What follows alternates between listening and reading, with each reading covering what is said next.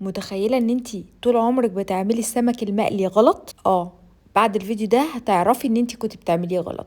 طبعا السمك ده نوعه بلطي او شبار زي ما بتقولوا، احنا بورسعيد بنقول عليه شبار. انا غسلاه كويس جدا جدا وبغسله بس بالملح مش اكتر من كده، وبعد ما صفيته كويس قوي ببتدي ان انا اعمل فتحات كده في السمكه من عند الجزء اللي انتوا شايفينه ده علشان ادخل التتبيله وتبقى السمكه طعمها حلو. بعد ما عملت الفتحات دي من الجنبين خدت بقى الكبه بتاعتي حطيت فيها توم وفلفل اخضر. انا بحب اعمل كميه التتبيله كبيره علشان يتبقى معايا شويه كده، ساعات للزنقات بطلعهم كده من الفريزر بينجزوني جدا. حطيت بقى عليها معلقه كبيره من الملح ومعلقه كبيره من الكمون، معلقه صغيره من البابريكا او الشطه، ومعلقه صغيره من الكزبره الناشفه، ومعلقه صغيره من الكاري، وحاجه بسيطه جدا فلفل اسود، ودي مش اساسيه يعني انا دايما بحب احطها بس هو مش اساسي فيه الفلفل الاسود. فرمت الكلام ده في الكبه كويس قوي، وممكن تحطي له حاجه بسيطه جدا معلقتين 3 ميه كده بتخلي التتبيله احلى بكتير، بتبقى ناعمه كده وحلوه. وبعد كده عصرت عليها ليمونه ونص زي ما انتوا شايفين كده، او ليمونتين حسب بقى المزازه اللي انت بتحبيها في التتبيله.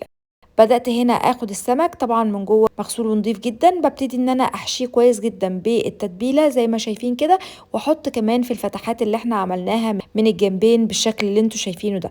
بحشيها كويس قوي وبتبل السمك ده لمده ساعه او نص ساعه بالكتير. عايزه اقول لكم احنا في بورسعيد مش بنقول نتبل السمك، بنقول نتوم السمك، بس انا مش عايزه اقولها عشان تفهموني كويس. طبعا الفيديو طالع من قطر بس انا بورسعيديه، يا ترى بقى انتوا بتتابعوني منين؟ اكتبولي في الكومنتات. وده شكل السمك بقى بعد التتبيله، عايزه اقول لكم كان شكله وهمي بجد. كان وحشني جدا النوع ده من السمك بصراحه، وما صدقت اني لقيته في السوبر ماركت. هنجيب بقى الدقيق اللي هنقلي بيه السمك وهنحطه كده زي ما انتوا شايفين، هنحط عليه رشه كمون ورشه توم باودر ورشه بابريكا، هنقلبهم كويس جدا مع بعض. وبعد كده هجيب بقى السمكه واغمرها كويس جدا جدا بالدقيق حتى من بطنها من جوه، يعني انا هدخل الدقيق كمان جوه عشان التتبيله اللي احنا حطيناها جوه تثبت عليها وما تنزلش من بطنها. هجيب بقى صينيه هرص فيها السمك جنب بعضه كده بالشكل دوت، وابتدي بقى اعمل اخر خطوه وهي اهم خطوه عشان نعمل سمك مقرمش وحلو جدا.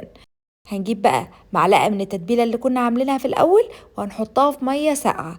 تمام كده. هناخد بقى السمك نحطه في الميه الساقعه بالتتبيله اللي احنا عملناها دي، بحيث ان احنا ننزل اي زوايد من الدقيق دوت. حاولي تغمري السمكه على قد ما تقدري في الميه، بعد كده هتنزلي كل الميه اللي نازله منها وهتنزليها بعد كده في زيت غزير ويكون سخن جدا. طبعا زي ما انتوا شايفين انا بشيلها من الميه على الزيت مباشره، مفيش اي طرطشه حصلت نهائيا. ما تخافوش خالص، اهم حاجه ان انت تنزلي بس الميه منها كده وعلى الزيت على طول. طبعا انا ما بحطش في المقلايه سمك كتير علشان خاطر ان انا اخلي السمكه تاخد راحتها واعرف اقلبها براحتي. طبعا زي ما انتوا شايفين مفيش نقطه دقيق نزلت في الزيت، شايفين الزيت ونظافته، وهيفضل معاكي كده لحد ما نيجي نشيل السمك. وهتلاحظوا معايا انا دلوقتي بجيب الزيت كده عليها من فوق لاني ما كنتش حاطه زيت كتير قوي، لكن لو انتي حطيتي زيت كتير اكتر من كده مش هتحتاجي ان انتي تعملي بالمعلقه زي ما انا بعمل كده. وطبعا بقى ممكن تقلبيها براحتك يعني مرتين 3، المهم ان هي تتقلب كويس علشان تستوي من كل الاتجاهات. قلبيها كده مفيش اي مشكله. السمكه اساسا وانا بقلبها باين قرمشتها من البدايه، لسه ما عملناش اي حاجه. شايفين الزيت مازال نضيف واحنا هنفضل شايفينه بنفس درجه النظافه دي لحد اخر سمكه. بصوا اللون اللي اخدته السمكه ما شاء الله لا قوه الا بالله. والله كنت بخبط عليها كده طبقه حلوه جدا مقرمشه فوق ما تتخيلوا. هنا اخدت بقى الشبكه بتاعه الميكرويف دي حطيتها كده علشان اطلع السمك عليها بالشكل دوت. وطبعا زي ما انتوا شايفين الزيت زي الفل. هكمل بقى قليه بقيه السمك.